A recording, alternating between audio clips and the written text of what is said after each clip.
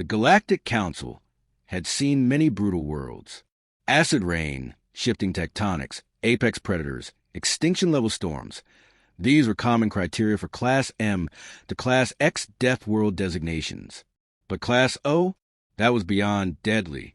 A Class O world didn't just kill visitors. It consumed civilizations, leaving only fossils and silence.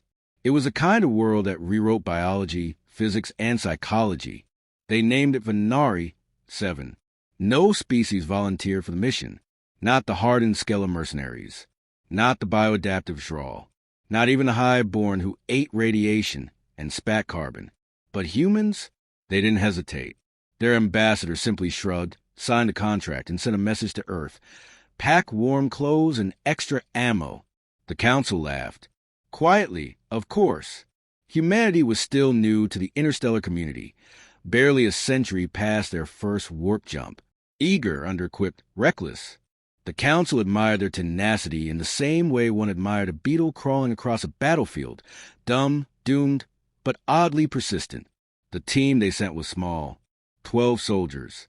No specialists, no command staff. Just 12 humans in reinforced armor, each with a combat profile marked unpredictable. No one took them seriously, not until their shuttle vanished into Venari 7's chaotic magnetosphere. That should have been the end of the story. Everyone expected silence, then eventual confirmation of loss. It was how Deathworld missions always ended. Vague signals, increasing static, then black. Instead, the humans sent back a single, crystal-clear transmission. We've made planetfall. Minor resistance. Establishing forward operating base. Minor resistance? The orbital scan showed atmospheric pressure, capable of turning lungs inside out. Predator life forms with hyper-adaptive camouflage. Geological instability. Meteor strikes every few days. The fauna alone was unclassifiable. Life forms with teeth growing inside their bones. Exoskeletons that bent light. Blood that ignited on contact with oxygen. But the humans reported minor resistance. The Council reviewed the footage. One human, identified only by the call sign Vulture, was shown punching a 6-meter crust beast to death with an exosuit-assisted fist. Another, grim, dismantled a nest of acid-spitting flyers using nothing but a trench knife and homemade thermite. No screams. No panic. Just clean, efficient violence.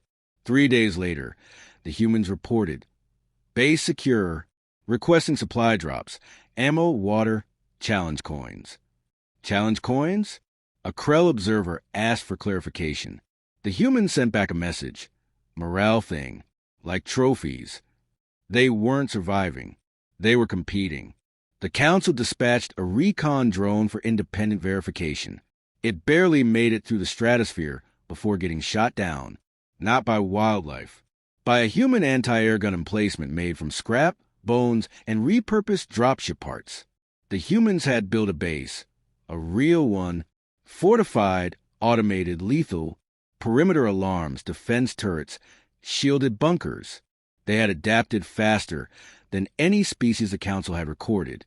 They weren't just surviving. They were taming the planet. A week later, a distress beacon went off from an unrelated research vessel that crash-landed 300 kilometers from the human base. Everyone wrote them off until the humans reported, rescue successful, 3 survivors extracted. No casualties. 300 kilometers through a Deathworld hellscape, and they returned with survivors.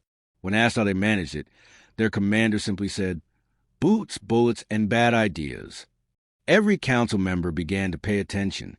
In week 2, the storms hit. Ion-charged winds tore apart valleys. The wildlife mutated. Some sort of burst evolution triggered by environmental stress. Even hardened scouts wouldn't have lasted a day. The humans?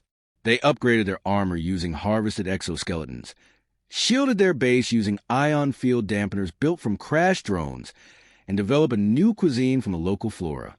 Toxic to most species, but apparently spicy to humans. When one of the scientists monitoring the mission noted the planet's poisonous lake concentrations, the humans replied, water's fine after triple boiling. Plus, the fish are delicious. The Council voted to recall the team. The mission had gone far beyond expectations. They wanted to extract the humans, study them, understand what made them tick. The recall order was sent. The reply, negative. We're not done yet. By day 20, the human base had become a fortress.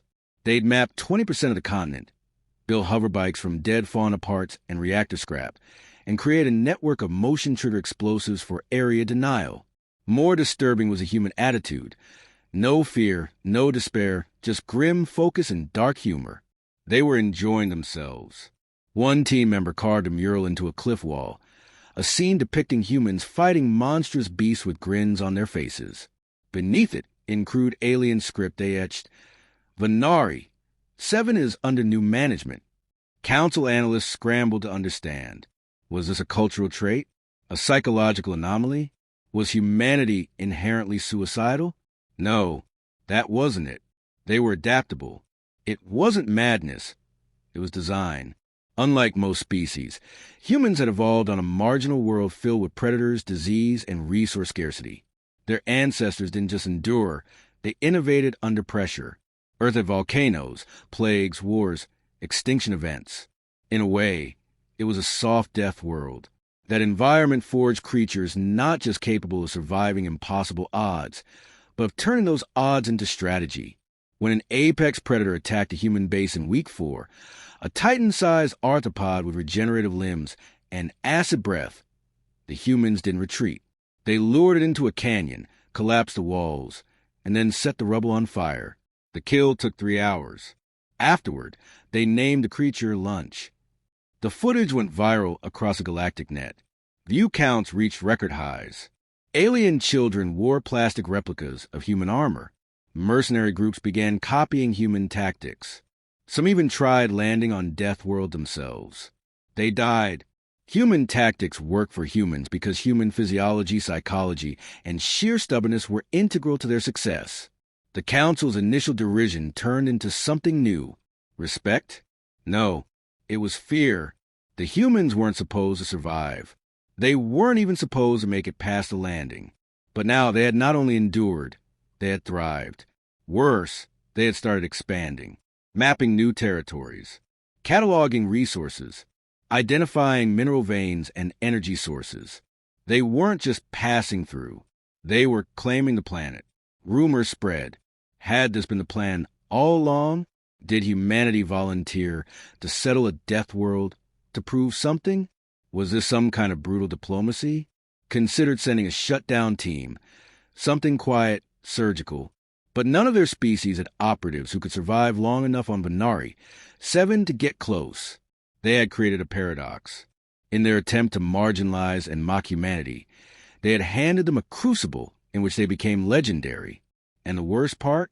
The humans weren't even breaking a sweat. Venari's 7 surface changed daily, as if the world itself was alive and testing its new occupants. Mountain ranges shifted subtly, fault lines cracked and resealed overnight, and bioluminescent storms rolled in without warning.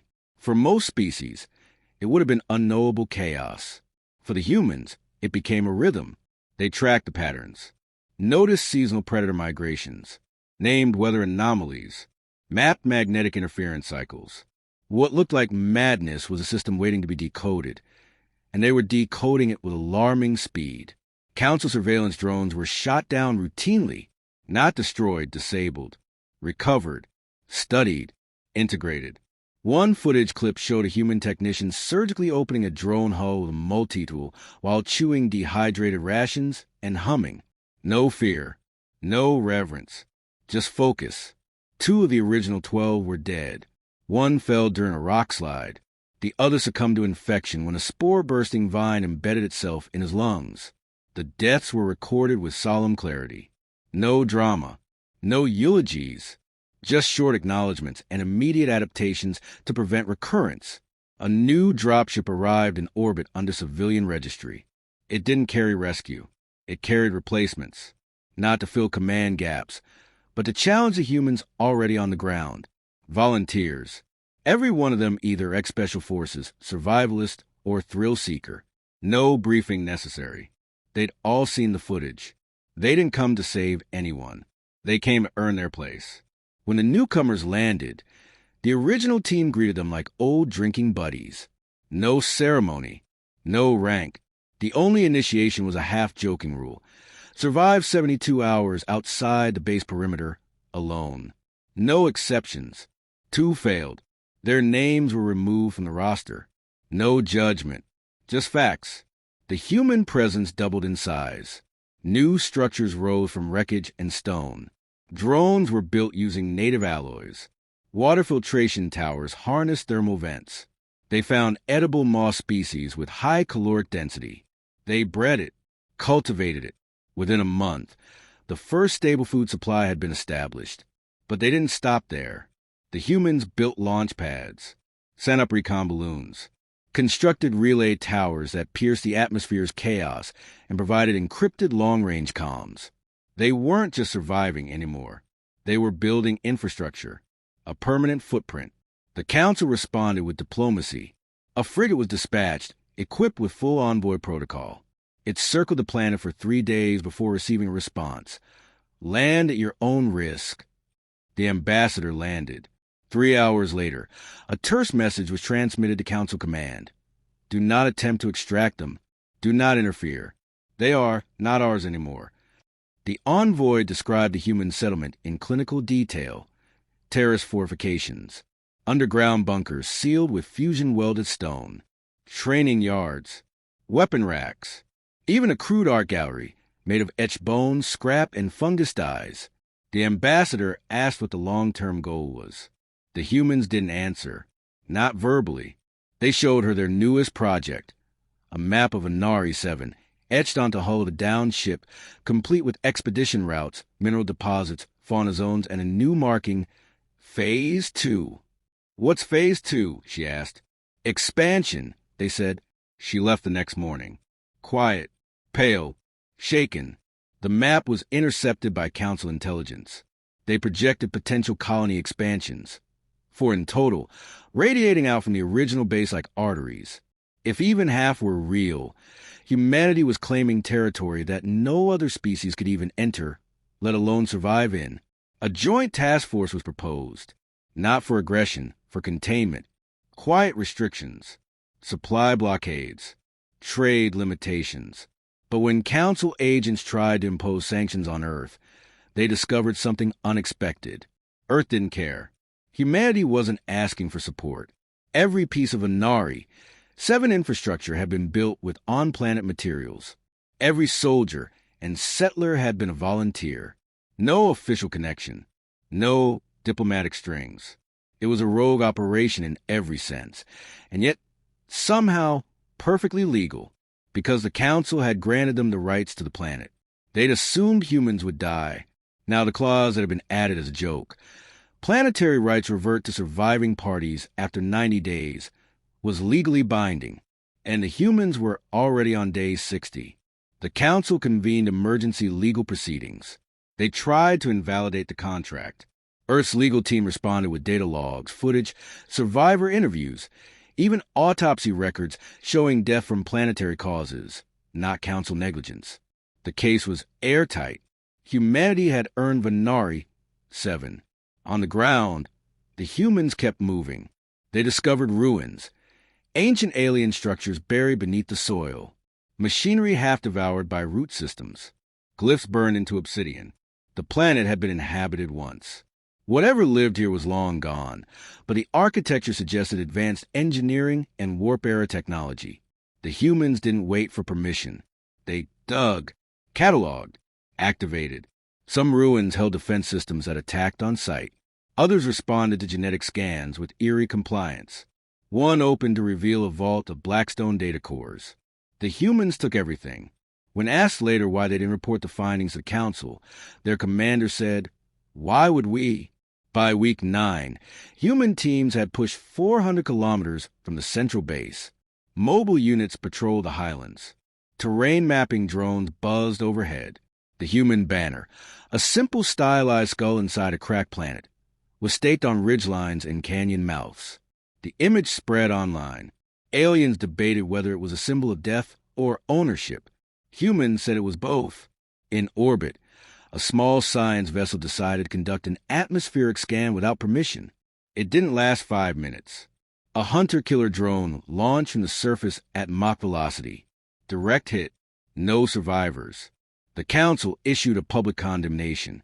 Earth responded with a one-line statement. You gave us the planet. The diplomacy cooled. The fear didn't. Psychologists from 23 species tried to analyze human behavior. Theories range from death drive to evolutionary aggression, from overcompensation to cultural trauma. None of it fit. None of it explained why a species would voluntarily settle on a world where everything wanted to kill them, and then build homes, schools, families, because they did. A civilian ship arrived, ignored orders to turn back, and landed near the western ridge. 35 colonists disembarked. Farmers, teachers, medics, no weapons, no armor, just determination. The military didn't protest. They helped build. The civilians didn't flinch. They learned to boil water 5 times before drinking, to use firewalls against nocturnal insects, to sleep in shifts and never walk alone. Within a week, they were thriving too. Venari 7 had become a proving ground for something deeper than survival. It was humanity's mirror, brutal, unrelenting, and alive. And humanity was answering with grit, invention, and refusal. The aliens watched helplessly. What started as a joke had turned into a precedent. Other races now viewed. One word was written beneath the image: home. By the time galactic news outlets caught up with the story, Venari 7 had already passed a critical milestone. Not only had humans survived, not only had they claimed the planet, but they had begun exporting resources from a class O Deathworld. Raw metals refined in subterranean forges. Genetically mapped organisms preserved in cryo. Advanced materials reverse-engineered from ruins. Human cargo ships emerged from the clouds of Venari, 7 scarred but intact, holding cargo worth billions. And every crate bore a stamp symbol, the stylized skull inside a cracked planet. Aliens didn't know how to react. A world designated terminally hostile had become the staging ground for human ingenuity. It didn't matter that landing still carried a 38% casualty risk. Humans had already normalized that into protocol. What mattered to them wasn't danger. It was progress. And the progress was terrifying. Other species began sending observers under diplomatic clearance. Most lasted no longer than a week. Their physiology, training, and mental tolerance simply couldn't cope. Some suffered nervous breakdowns. Others died in absurdly preventable ways. One ambassador was found curled inside an emergency pod, whispering. They called his home. By contrast, humans were building an academy. Venari 7 Cadet Facility Alpha, nestled inside an extinct volcano reinforced with blast walls and fire-retardant moss. It accepted only applicants who had passed Earth's most extreme survival training. Each cadet got a single sentence on arrival. Survive 60 days, and you're one of us. Those who passed became instant legends. The Council began unofficial monitoring. The operation had grown beyond isolated survival. This was now a template. Other death worlds were under discussion. Human volunteer lists filled up before announcements were public. Governments tried to intervene. Too late. The culture had shifted. Venari 7 was an exception. It was becoming the example. Rumors swirled around what the humans had discovered in the deeper ruins. Black data cores. Precursor technology. Ancient star maps encoded with coordinates to systems long erased from Council charts. Some said the humans found relics that talked. AI constructs older than the Council itself. Devices that restructured matter. The truth wasn't released. But something changed. Human ships began using new types of shielding. Faster warp transitions. Silent drives. The specs didn't match any known tech. When questioned, Earth denied all knowledge. The Expeditionary Force gave no answers.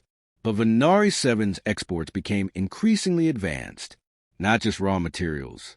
Designs. Alien military analysts were ordered to acquire one of the new artifacts. A black box labeled Venari Extraction 07.